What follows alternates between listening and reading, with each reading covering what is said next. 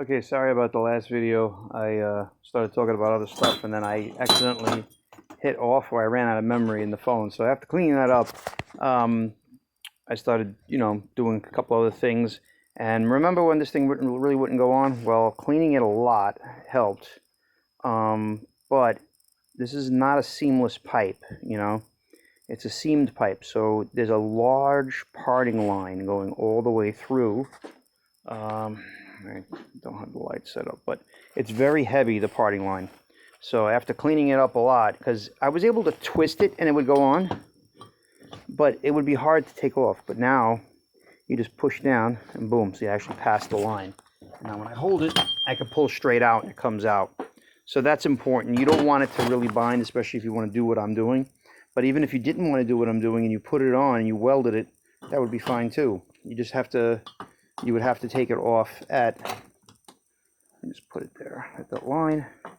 So that's approximately where it's going to be. You'd have to unbolt it from here and here to pull it out to leave the motor in. So I prefer to actually have a straight run at that and pull all this off, and that way now I'm just jiggling a little bit. If I had two hands, it'd be easy, but at least I get it on the depth I need it to. Now that parting line might come into play when I put this the other bearing that I have in the tube, and like I said, probably drill 3 holes. Maybe I'll tack weld it. I can't really weld nuts to it, but it's thick pipe. You can drill a hole and actually drill 3 holes or 2 holes, and you could thread them like with machine screws, just enough to hold it. And if you want to machine a little tiny hole, a little tiny groove, so it holds something when you're going in there. But when I get this from the new one from China, because I really can't find it anywhere. If anybody knows where I could find a 20 millimeter on the inside and 40 millimeter on the outside, type of bearing locally, and what the part number is, that would be great. Everything I find on Rock Auto has like a 5/8 or a 17, like 16 millimeter, 17 millimeter, half inch, even 19 millimeter 3/4 hole, but nothing 20 millimeter. So that's an issue. But other than that, we're doing pretty good here. I advanced big time today on the whole project. So I told my friend I need him to clean this up for me, and he said no problem. But I says I'm going to wait for the bearing come in. That we killed 2 birds with 1 stone. Maybe we could put it on his lathe and actually spin it with some finer sandpaper, so it it's a little cleaner. But it's pretty clean. It looks rougher than it is. It's actually pretty smooth, but it's still like rough right where the parting line is at a certain point. Well, now that this video's gotten longer, I'll just put the battery in. This guy. Great light by Ryobi, by the way. Can you see? Maybe it's better to go like this.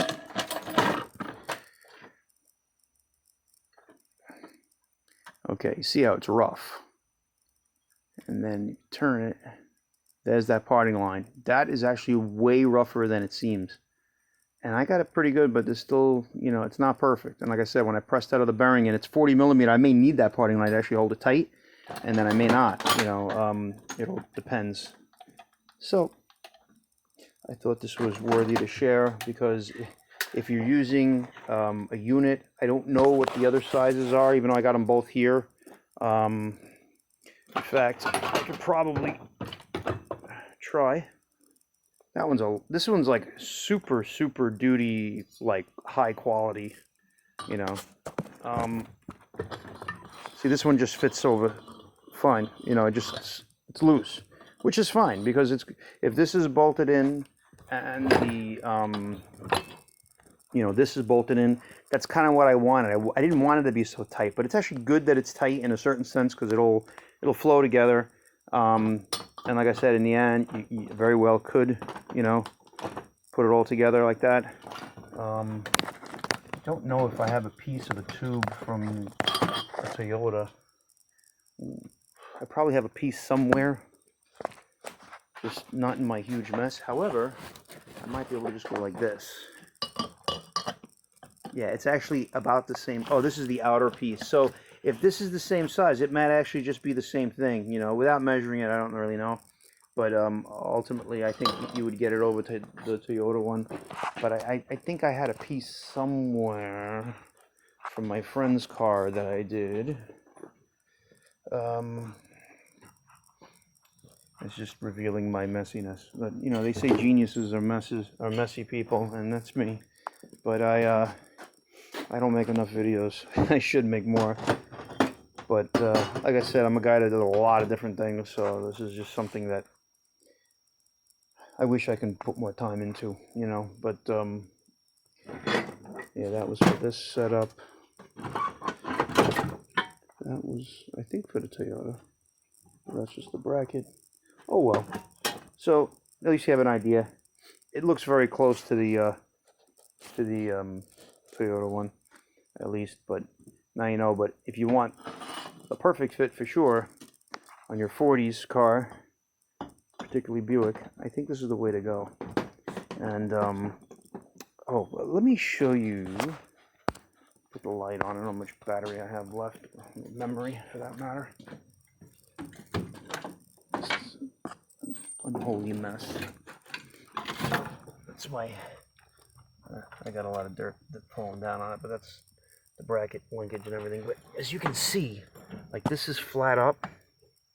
The mounting point doesn't use that last hole, but then these brackets go up on both sides.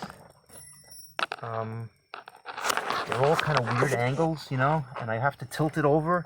But you see, if I did the one to the right, you have the this is for the vent, and this is something I made already for my contraption of a electrical system that I was actually utilizing the bolts on this side. So I had to play around with all this fucking wiring again. You know, I'm crazy when it comes to wiring. I do a lot of stuff, but I did it so it can actually not put a load on the whole system, you know. So this is important. I just thought I had more room, and then I'm like, oh, let's do electric steering. So, what else? So, it looks like this place is to mount it. It's just not a very particular good angle that I can go at this, because this is, you know, straight, and then the thing comes down, and it converts it to a 45-degree angle into this hole here. And then these things are going up on an angle, and the metal is actually twisted on the supports. Back this guy, where the hell am I? This guy. It's actually pretty straight, this one, and then the other one goes off to the side here and goes to this. I'm totally looking at the side view right now. This is the front view. I should have actually been holding it like this the whole time. So it's something that I got to try to do, but that's why ultimately I didn't want to bank it on that. Obviously, if I welded it to it, you know, I may not have to support it at all, you know, because it'll be bolted here, but it'd be held on by the front, not on the rear where the heavy part of the motor is. I kind of don't want to do that, so it's going to be a little bit of a struggle for that. But I think ultimately it's not going to be, you know, not going to be too bad. So that's that. Hopefully, oh, what a mess. This car is really not in that great a shape on the inside, you know. All this shit is expensive to do. The guy on eBay wants a decent amount of money for some of this stuff here. Oh, my cymbal is actually in good shape. I can get this plastic thing, which is probably what I'm going to do. And I got to get this piece inside there. So that's all going to work out for me pretty well. So, alrighty. So that's it. A lot of stuff. A lot of stuff's got to get done. But if I started doing the radiator and all this and that, and I start getting close into here, then I get the electrical, and if I start bolting all that up, I'm not going to really get to the steering box. And the steering box is tight already because of the master cylinder, and that exhaust pipe is not really, like, done right. So it was kind of tight, everything, you know. So far so good, but I just figured let me make a video again to show you where I'm at and what I have going on in there. And Basically, you could tell by where it was if I put the motor up, this motor here going up in there at this angle. You see how I mean, that's stark 45-degree angle, where this is really coming up, so that's really going down.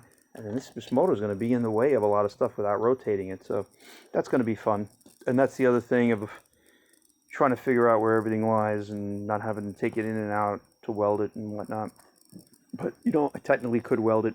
I prefer to have it by the mounts here, and you know, then start making my you know, bracket going around that will articulate for the shifter. And the inside part where you pull it and that rod goes in and out, this guy here, that's going to be another you know, oof, a lot of mechanical things moving here. So let me end this now, and I don't know how much time it's going to be, probably another couple of weeks to a month before I can get back to this. But I got a lot done for basically, you know, 2 days of work. So hopefully some of you guys have even better ideas. When you put it together, you'll do something even better than what I'm doing. But I think I covered a lot of bases that are important, you know, particularly the horn.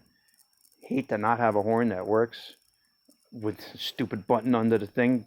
Guys probably paid $2 to have electric steering put in, and they have a stupid button on the bottom. There's always a way, always, you know, one way or the other, there's always a way. I think that was very irresponsible of somebody to do that. You know, even if they had to get more money, the point is that that's your price now. You know, charge it. You know, you can't leave somebody with an old car like that where the horn doesn't work right. It's just silly, really silly. All right, have a good day, everyone.